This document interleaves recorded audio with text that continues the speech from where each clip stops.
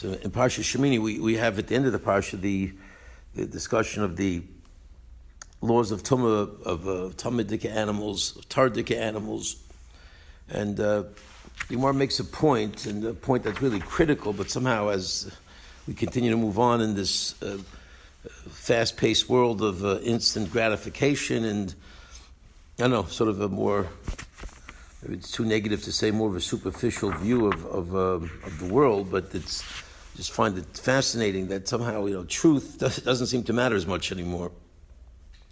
What you find very often is people making decisions based on emotion, based on what makes them feel good, and even spiritual decisions and religious decisions.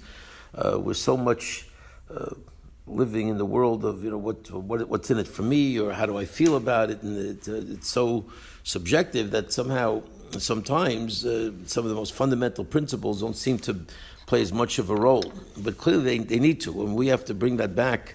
And certainly for ourselves to focus on truth. What is truth? What is yemes?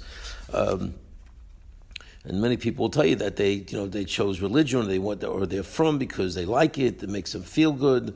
They relate to the value system, and all those are very nice things. But they're really not. They don't cut to the core of what's really the guiding principle and the guiding force of what should be leading our lives, and that this is what HaKadosh Baruch Hu wants. This is the truth. The Torah is the right and only way that a Jew should be living, and dictated by HaKadosh Baruch Hu's revelation to us at Har Sinai. So, and that's something that somehow doesn't seem to be as critical maybe as it was 50 years ago. It's my sense. It could be wrong, but that's my feeling. That if we took a poll, we wouldn't find that the truth plays as much of a role as our emotions.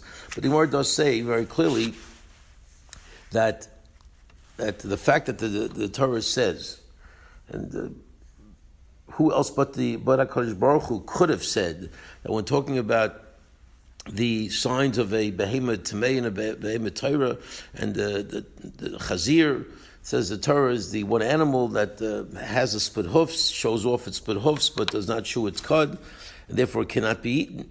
And then the Torah goes for the other specific animals that are the other way, that they don't have split hoofs, and they do chew their cud. And the Torah again is very specific about which animals they are. Now, the Gemara says, what was Moshe Rabbeinu a hunter? Was he somebody who knew every single animal? I mean, there's no way if there was, as the cynical, sort of Bible critic world wants to portray, as they say to every college class throughout the country in first level biblical studies, they right away make the point, let's cut the God business out because that's irrelevant.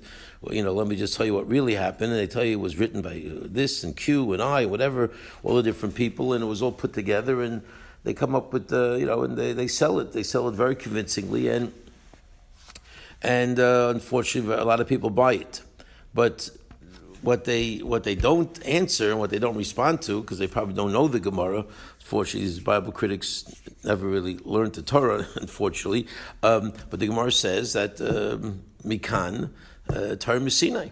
From here you have a proof, and if the Gemara says it also, means it's important to have a proof. The Gemara will not say things that are not important for us to internalize and understand. And maybe not to say that there aren't other proofs, that there are other proofs. And obviously the Messiah is a very powerful proof, the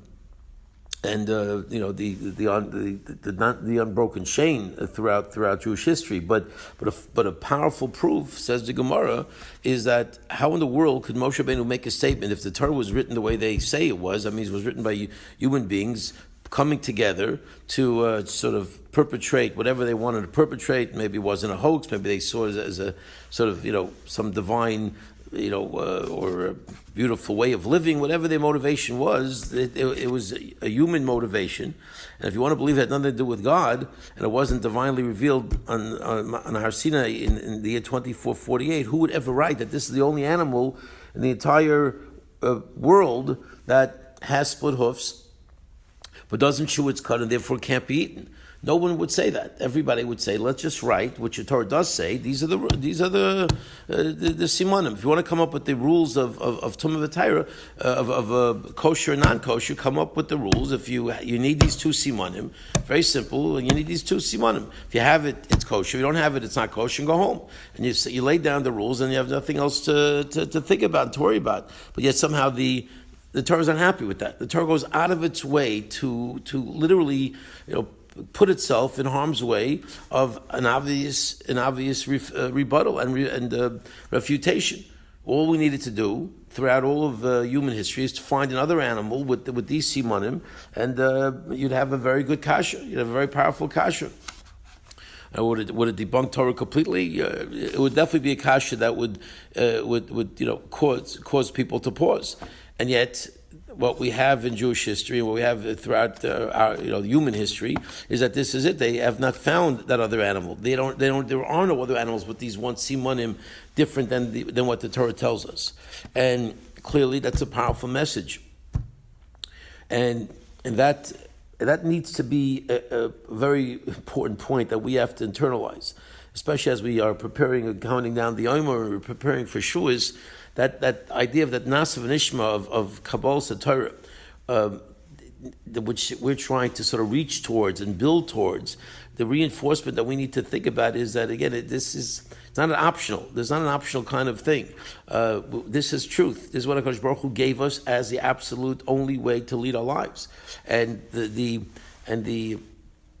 sort of the mindset that too many people have is, so I'll decide to pick and choose, and I'll decide to, what do you mean I'll decide? I mean, of course, we have to commit, and of course we have to work on ourselves, but we have to work on ourselves from a framework that this is emes. There's no games, there's no maneuvering, there's no compromises, there's no adjustments. This is truth, and what we know from the Torah, given to us divinely by HaKadosh Baruch Hu, we have to completely commit to. Just to sort of flip that quickly back, to Nadav Avihu. That's why this concept of Eish Zara, this concept of Nadav Avihu sort of stepping out, being more alochav fnei Rabbo, this whole concept of not of deviating and not consulting. These are all parts of this principle that is so devastating. If we sort of feel we can go off on our own path, we can do our own thing, we can bring our own eish because it sort of makes sense for us. We don't really check back to find out, is this rooted in truth? That's why it's so devastating. That's why Mar Loch Fnei Rabbi has such a powerful punishment that they didn't ask Shaila before they brought the Eish Zara. Because when you're dealing with absolute truth, when you're dealing with the divinely ordained laws that are connected to our whole ability to be sustained, and to grow as a people, and this is sort of not just a nice emotional kind of way of life. This is absolutely the way we need to live our lives. There are no options. There are no adjustments that could be made.